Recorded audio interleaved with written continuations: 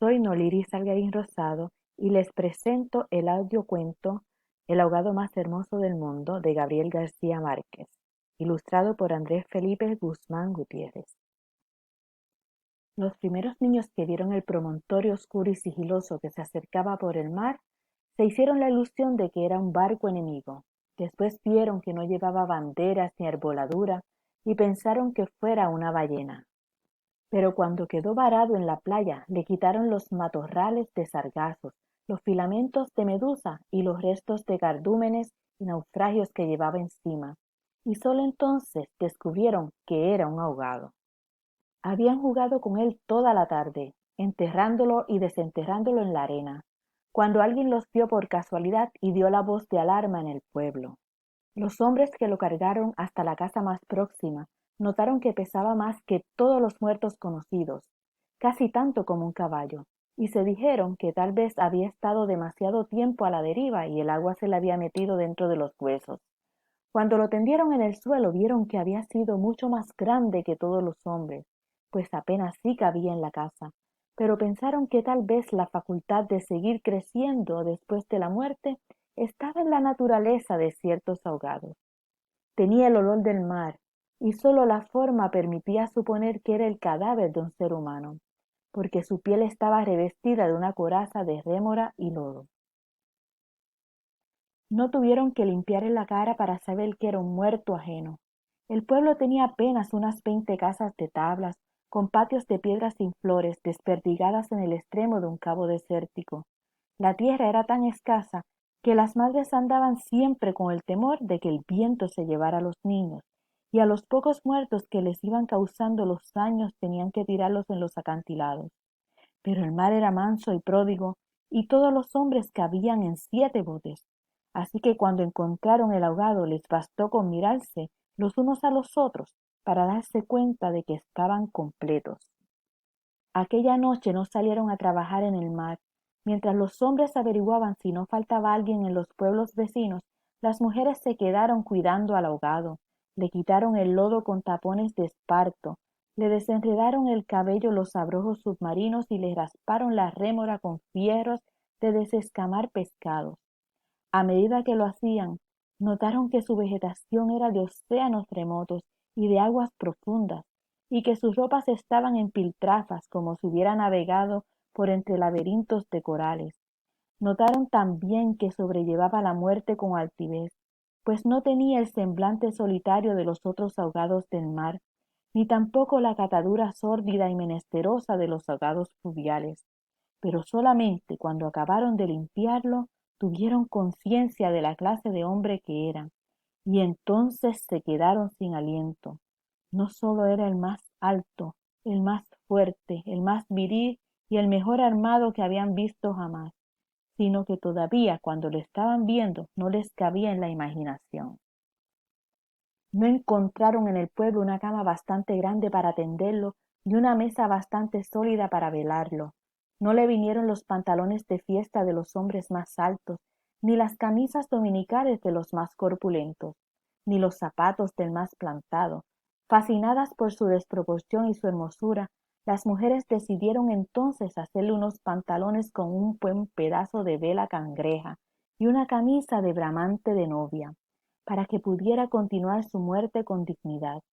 Mientras cosían sentadas en círculo, contemplando el cadáver entre puntada y puntada, les parecía que el viento no había sido nunca tan tenaz, ni el Caribe había estado nunca tan ansioso como aquella noche, y suponían que esos cambios tenían algo que ver con el muerto.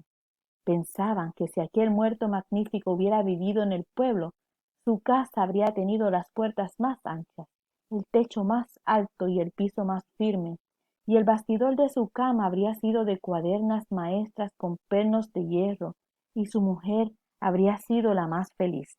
Pensaban que habría tenido tanta autoridad que hubiera sacado los peces del mar con solo llamarlos por su nombre, y había puesto tanto empeño en el trabajo que hubiera hecho brotar manantiales de entre las piedras más áridas y hubiera podido sembrar las flores en los acantilados. Lo compararon en secreto con sus propios hombres, pensando que no serían capaces de hacer en toda una vida lo que aquél era capaz de hacer en una noche. y terminaron por repudiarlos en el fondo de sus corazones como los seres más escuálidos y mezquinos de la tierra. Andaban extraviadas por esos dédalos de fantasía cuando la más vieja de las mujeres, que por ser la más vieja había contemplado al ahogado con menos pasión que compasión, suspiró: «Tiene cara de llamarse Esteban». Era verdad, a la mayoría le bastó con mirarlo otra vez para comprender que no podía tener otro nombre. Las más porfiadas, que eran las más jóvenes, se mantuvieron con la ilusión de que al ponerle la ropa, tendido entre flores y con unos zapatos de charol, pudiera llamarse Lautaro. Pero fue una ilusión vana. El lienzo resultó escaso, los pantalones mal cortados y peor cosidos le quedaron estrechos, y las fuerzas ocultas de su corazón hacían saltar los botones de la camisa. Después de la medianoche se adelgazaron los silbidos del viento y el mar cayó en el sopor del miércoles. El silencio acabó con las últimas dudas. Era Esteban. Las mujeres que lo habían vestido, las que lo habían peinado, las que le habían cortado las uñas y raspado la barba, no pudieron reprimir un estremecimiento de compasión cuando tuvieron que resignarse a dejarlo tirado por los suelos. Fue entonces cuando comprendieron cuánto debió haber sido de infeliz con aquel cuerpo descomunal, si hasta después de muerto le estorbaba. Lo vieron condenado en vida a pasar de medio lado por las puertas, a descalabrarse con los travesaños, a permanecer de pie en las visitas sin saber qué hacer con sus piernas y rosadas manos de buey de mar, mientras la dueña de casa buscaba la silla más resistente y le suplicaba, muerta de miedo: «Siéntese aquí, Esteban, hágame el favor». Y he recostado contra las paredes, sonriendo: «No se preocupe, señora, así estoy bien», con los talones en carne viva y las espaldas escaldadas de tanto repetir lo mismo en todas las visitas. «No se preocupe, señora, así estoy bien», solo para no pasar la vergüenza de desbaratar la silla, y acaso sin haber sabido nunca que quienes le decían «no te vayas, Esteban, espérate, siquiera hasta que hierve el café», eran los mismos que después susurraban: «Ya se fue el bobo grande, qué bueno, ya se fue el tonto hermoso». Esto pensaban las mujeres frente al cadáver un poco antes del amanecer. Más tarde, cuando le taparon la cara con un pañuelo para que no le molestara la luz, lo vieron tan muerto para siempre, tan indefenso, tan parecido a sus hombres, que se les abrieron las primeras grietas de lágrimas en el corazón. Fue una de las más jóvenes la que empezó a sollozar. Las otras, alentándose entre sí, pasaron de los suspiros a los lamentos, y mientras más sollozaban, más deseos sentían de llorar, porque el ahogado se les iba volviendo cada vez más Esteban, hasta que lo lloraron tanto que fue el hombre más desvalido de la tierra, el más manso y el más servicial, el pobre Esteban. Así que cuando los hombres volvieron con la noticia de que el ahogado no era tampoco de los pueblos vecinos, ellas sintieron un vacío de júbilo entre las lágrimas. «Bendito sea Dios», suspiraron, «es nuestro». Los hombres creyeron que aquellos aspavientos no eran más que frivolidades de mujer. Cansados de las tortuosas averiguaciones de la noche, lo único que querían era quitarse de una vez el estorbo del intruso antes de que prendiera el sol bravo de aquel día árido y sin viento.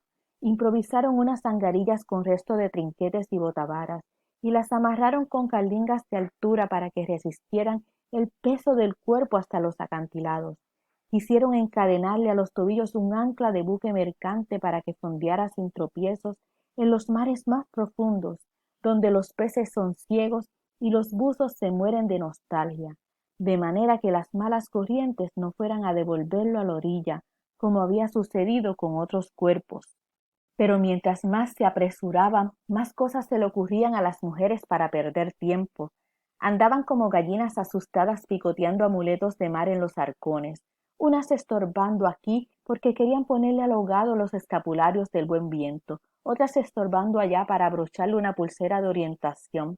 Y al cabo de tanto: «Quítate de aquí, mujer, ponte donde no estorbes, mira que casi me haces caer sobre el difunto». A los hombres se les subieron al hígado las suspicacias y empezaron a rezongar que con qué objeto tanta ferretería de altar mayor para un forastero, si por muchos estoperoles y calderetas que llevaban encima se lo iban a masticar los tiburones, pero ellas seguían tripotando sus reliquias de pacotilla, llevando y trayendo, tropezando, mientras se les iban en suspiros lo que no se les iba en lágrimas. Así que los hombres terminaron por despotricar que de cuanto acá, semejante alboroto por un muerto al garete, un ahogado de nadie, un fiambre de mierda. Una de las mujeres, mortificada por tanta insolencia, le quitó entonces al cadáver el pañuelo de la cara, y también los hombres se quedaron sin aliento. Esteban no hubo de repetirlo para que lo reconocieran. Si les hubiera dicho Sir Walter Raleigh, quizás hasta que ellos se habrían impresionado con su acento de gringo, con su guacamaya en el hombro, con su arcabuz de matar caníbales, pero Esteban solamente podía ser uno en el mundo, y ahí estaba tirado como un sábalo sin botines, con unos pantalones de siete mesino y esas uñas rocallosas que sólo podían cortarse a cuchillo. Bastó con que le quitaran el pañuelo de la cara para darse cuenta de que estaba avergonzado, de que no tenía la culpa de ser tan grande, ni tan pesado, ni tan hermoso, y si hubiera sabido que aquello iba a suceder, habría buscado un lugar más discreto para ahogarse. En serio, me hubiera amarrado yo mismo en áncora de galeón en el cuello y hubiera trastabillado como quien no quiere la cosa en los acantilados, para no andar ahora estorbando con este muerto de miércoles, como ustedes dicen, para no molestar a nadie con esa porquería de fiambre que no tiene nada que ver conmigo.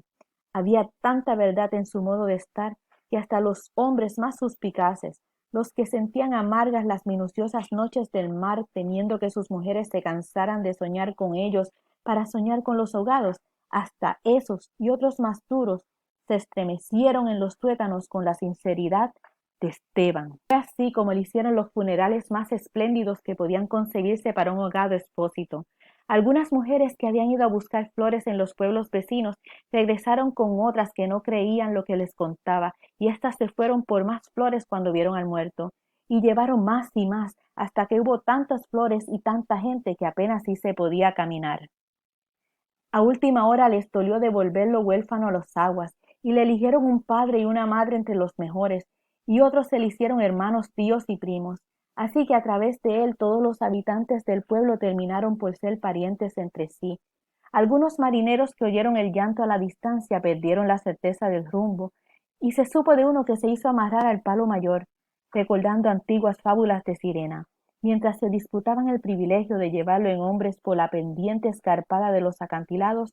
Hombres y mujeres tuvieron conciencia por primera vez de la desolación de sus calles, la aridez de sus patios, la estrechez de sus sueños, frente al esplendor y la hermosura de su ahogado.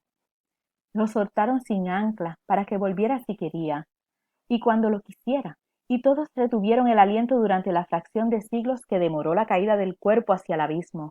No tuvieron necesidad de mirarse los unos a los otros para darse cuenta de que ya no estaban completos, ni volverían a estarlo jamás.